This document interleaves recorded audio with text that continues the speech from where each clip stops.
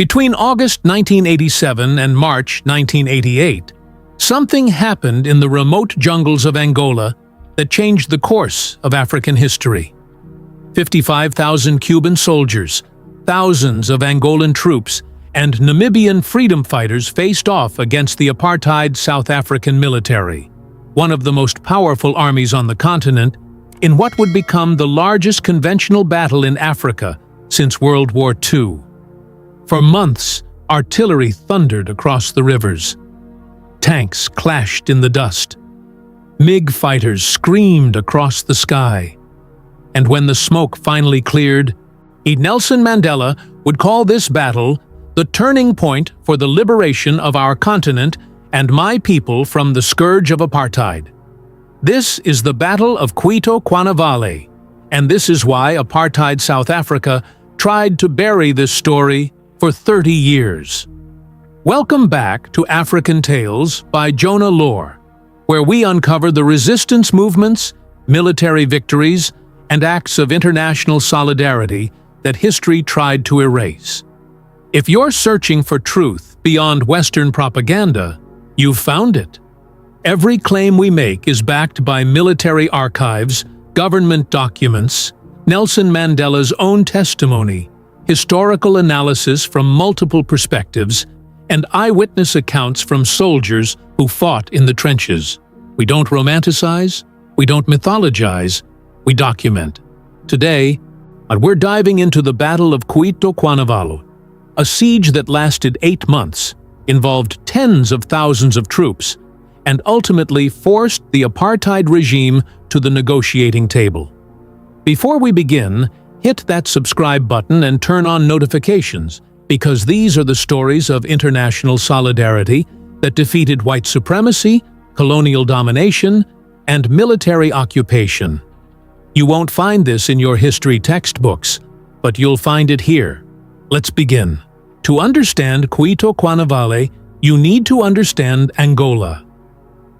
In 1975, according to Wikipedia and South African History Online, Angola finally won independence from Portuguese colonial rule after centuries of brutal occupation. But immediately after independence, the country descended into civil war between 3 liberation movements: the MPLA, UNITA, and the FNLA. The MPLA, the People's Movement for the Liberation of Angola, took power and formed a socialist-oriented government backed by Cuba and the Soviet Union. UNITA, the National Union for the Total Independence of Angola, led by Jonas Savimbi, refused to accept MPLA rule. According to documented history, UNITA received massive military support from apartheid South Africa and the United States under the Reagan administration. Angola became a Cold War proxy battlefield, with Cuba and the Soviet Union backing the MPLA government, and South Africa and the United States backing UNITA rebels trying to overthrow that government. But here's what made this different from other Cold War conflicts. According to Tribune magazine and multiple historical sources, apartheid South Africa saw Angola as a strategic buffer, and they wanted UNITA in power because a socialist Angolan government would support the ANC, the African National Congress fighting apartheid inside South Africa, and SWAPO, the liberation movement fighting for Namibian independence from illegal South African occupation. South Africa had occupied Namibia since 1915, according to Britannica. They refused to give up control, and they were terrified that an independent, socialist Angola would become a base for guerrilla fighters targeting South Africa itself. So according to Wikipedia and The Conversation, South African forces invaded Angola repeatedly throughout the 1970s and 80s, conducting military operations to prop up UNITA and destabilize the MPLA government. Cuba's response was extraordinary. According to Tribune and Democracy Now!, starting in 1975, Fidel Castro sent Cuban troops to Angola, not to exploit resources, not to colonize, but according to Fidel's own documented statements, to defend African sovereignty against apartheid aggression. Over the course of Cuban intervention from 1975 to 1991, according to Green Social Thought and Tribune, more than 337,000 Cuban soldiers and 43,000 civilian doctors, teachers, and aid workers served in Angola. Over 2,000 Cubans died defending Angola's independence. Think about that for a moment. Cuba, a small island nation of 10 million people, itself under brutal U.S. economic blockade, sent hundreds of thousands of its own people to fight and die for African liberation. Not for oil, not for diamonds, for solidarity. Now, and fast forward to 1987. According to Wikipedia and South African History Online, the Angolan military, FAPLA, launched a major offensive called Operation Saluting October in August 1987. The goal: crush UNITA's stronghold in southern Angola at Mavinga and finally end the civil war. 14 Angolan and Cuban brigades under Soviet military advisors began advancing south with heavy Soviet weaponry, tanks, artillery, aircraft, the most modern equipment the USSR had ever sent to Africa. At first, according to documented accounts, the offensive progressed well. FAPLA forces inflicted heavy casualties on UNITA and drove them southward. But in October 1987, South Africa intervened. According to Wikipedia and military records, the South African Defence Force, SADF, rushed troops and equipment to UNITA's rescue. At the Lomba River, 40 kilometers southeast of Cuito Cuanavale, South African forces ambushed and destroyed FAPLA's advancing 47th Brigade. According to Wikipedia, over 600 FAPLA troops were killed on October 3rd alone, and 127 tanks and armored vehicles were destroyed or captured, while only one SADF soldier was killed and 5 wounded. South Africa seized millions of dollars worth of Soviet hardware, including a fully operational SAM-8 missile launcher.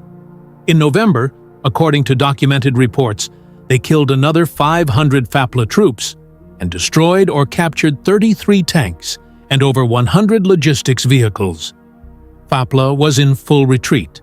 They're falling back to the town of Cuito Cuanavale, a remote settlement at the confluence of the Cuito and Cuanavale rivers in southeastern Angola. According to the Conversation and South African History Online, Cuito's importance came not from its size or wealth, but from its location and its airfield. It was the staging point for the failed offensive. If South Africa captured Cuito Cuanavale, according to military analysis, they would split Angola in half, dominate the interior, and give UNITA control of southern Angola permanently. South African forces, according to Wikipedia and British military sources, believed they could overrun Cuito Cuanavale easily. The town's defenses were in chaos. FAPLA troops were demoralized, exhausted, and surrounded. But here's where the tide turned. According to South African History Online, when approximately 120 Cuban troops rushed to Cuito from Mainong, 150 kilometers northwest, and helped organize the town's defenses just in time. And then, Cuba made a decision that would change everything. According to Tribune and Green Social Thought, in November 1987, against Soviet objections, the Soviets wanted a diplomatic solution. Fidel Castro and the Cuban Communist Party's Central Committee authorized a massive reinforcement. 9,000 crack Cuban troops, along with the most modern tanks and warplanes Cuba possessed, would deploy to Angola immediately. By December, according to documented reports, 1,500 elite Cuban troops arrived in Cuito Cuanavale. Eventually, the Cuban troop strength in Angola would increase to 55,000, an enormous commitment for a nation of 10 million people. According to Tribune, Castro's strategy was to turn Cuito Cuanavale from a potential disaster into a trap for the South African military. From January to March 1988, according to Wikipedia and South African History Online, South Africa and UNITA launched a series of brutal assaults on Cuito Cuanavale in operations codenamed Hooper and Packer. The SADF deployed upwards of 5,000 soldiers, according to their own commander-in-chief, General John Geldenhuys, plus several thousand UNITA troops. They pounded the town with massive 155mm G5 and G6 artillery cannons, some of the most powerful field guns in the world. On January 2, 1988, and according to Wikipedia, SADF forces began bombardment with artillery and airstrikes. On January 3rd, they destroyed the critical bridge across the Cuito River using a Raptor glide bomb. The Cubans responded by constructing a wooden footbridge they baptized Patria o Muerte, Fatherland or Death. Attack after attack followed. According to documented military records from Colonel Jan Breitenbach, commander of the elite 32nd Battalion, South African forces staged 6 major assaults on what became known as the Tumpo Triangle, a defensive perimeter between the Cuito, Tumpo, and Dala rivers, where FAPLA and Cuban forces had concentrated. The defenders, according to Ronnie Kasrils, ANC intelligence chief and later South African government minister, doggedly held out against overwhelming firepower. On March 23, 1988, according to multiple sources including Arigi and Black Agenda Report, South Africa launched its final major attack on Cuito Cuanavale. It was, according to Colonel Breitenbach's own testimony, brought to a grinding and definite halt. He wrote, "The UNITA soldiers did a lot of dying that day, and the full weight of FAPLA's firepower was brought down on the heads of Regiment President Stein and the already bleeding UNITA. The siege of Cuito Cuanavale had failed. South African forces had been unable to take the town despite months of bombardment and repeated assaults. According to Wikipedia, they disengaged and withdrew after laying extensive minefields southeast of Cuito Cuanavale, some of the largest and deadliest minefields ever created, which, according to the Halo Trust, are still being cleared today. 35 years later. But the battle didn't end there. According to Tribune and The Conversation, while South Africa was bogged down at Cuito Cuanavale, Cuba executed a brilliant strategic maneuver. They moved a powerful armored force westward toward the Namibian border, threatening South Africa's occupation of Namibia directly. Cuban MiG fighters, according to CIA reports documented in Afro-Cuba Web, achieved air superiority in southern Angola and northern Namibia. On June 27, 1988, according to Wikipedia and multiple sources, Cuban MiGs attacked SADF positions near the Kalweke Dam, just 11 kilometers north of the Namibian border, killing nearly a dozen South African troops. So the CIA reported that Cuba's successful use of air power and the apparent weakness of Pretoria's air defenses highlighted that Havana had achieved air superiority. South Africa was facing the prospect of a full-scale war with Cuba that it couldn't win. Now, here's where the controversy begins. To this day, according to The Conversation and academic analysis, there is fierce debate about who won the Battle of Cuito Cuanavale militarily. South African military officials insist they were never defeated. According to their version, they stopped FAPLA's offensive, destroyed hundreds of Soviet vehicles, inflicted thousands of casualties, and withdrew strategically. They claim Cuito Cuanavale as a tactical victory. Cuban and Angolan sources tell a different story. According to their version, South Africa launched a major offensive to capture Cuito Cuanavale, failed repeatedly despite overwhelming firepower, and was forced to retreat after sustaining unacceptable casualties and losing air superiority. Academic historians fall somewhere in between. According to documented analysis, South Africa won most tactical engagements, inflicted heavier casualties, and destroyed more equipment.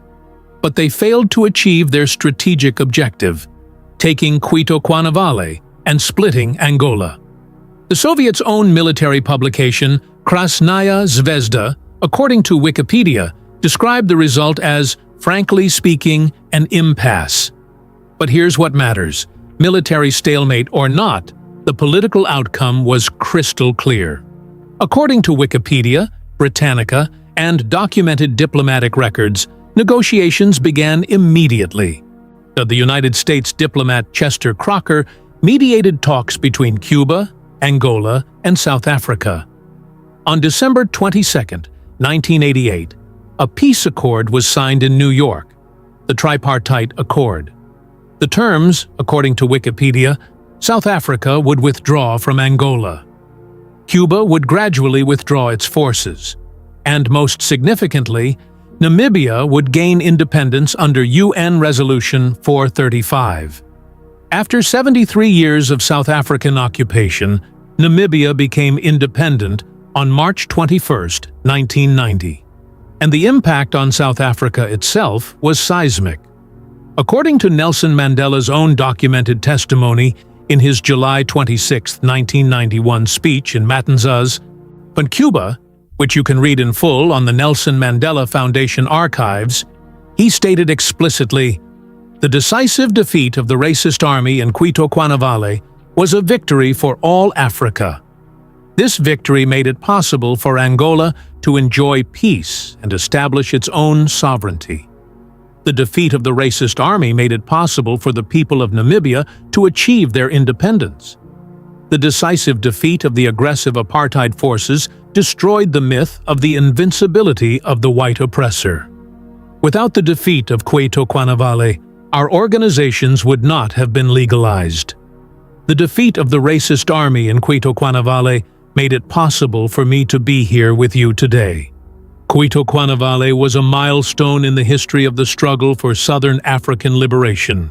Cuito Cuanavale has been a turning point in the struggle to free the continent and our country from the scourge of apartheid." Read that again. Nelson Mandela, who would become South Africa's first democratically elected president, said explicitly that without Cuito Cuanavale, the ANC would not have been legalized. Without Cuito Cuanavale, he would not have been released from prison. Without Cuito Cuanavale, apartheid would have continued. Oliver Tambo, another legendary anti-apartheid leader, according to Cuban sources, called Cuito Cuanavale South Africa's Waterloo. Ronnie Kasrils, ANC intelligence chief, described it as a historic turning point in the struggle for the total liberation of the region from racist rule. Fidel Castro observed, according to documented sources, and that the history of Africa will be written as before and after Cuito Cuanavale. So why don't we know this story? Because acknowledging Cuito Cuanavale means acknowledging uncomfortable truths. It means admitting that a small socialist island under U.S. blockade defeated a U.S.-backed apartheid military. It means recognizing that African liberation was won through armed struggle and international solidarity, not through Western charity or negotiations alone. It means confronting the fact that while the United States supported apartheid South Africa throughout the 1980s, Cuba sent its own sons and daughters to die fighting against white supremacy. The casualties tell the story of sacrifice. According to Wikipedia, South Africa acknowledged 31 combat deaths during the Cuito Cuanavale campaign, and with total SADF and Southwest Africa Territorial Force deaths in Angola from September 1987 to May 1988, possibly reaching 86. But according to military analysis, they lost far more than soldiers. They lost the myth of invincibility. They lost air superiority. They lost strategic dominance over southern Africa. Cuban and Angolan casualties were heavier, according to documented estimates. But, according to Nelson Mandela's testimony, over 2,000 Cubans died in Angola between 1975 and 1991 defending African sovereignty. Thousands of Angolans gave their lives. Namibian SWAPO fighters died in the struggle.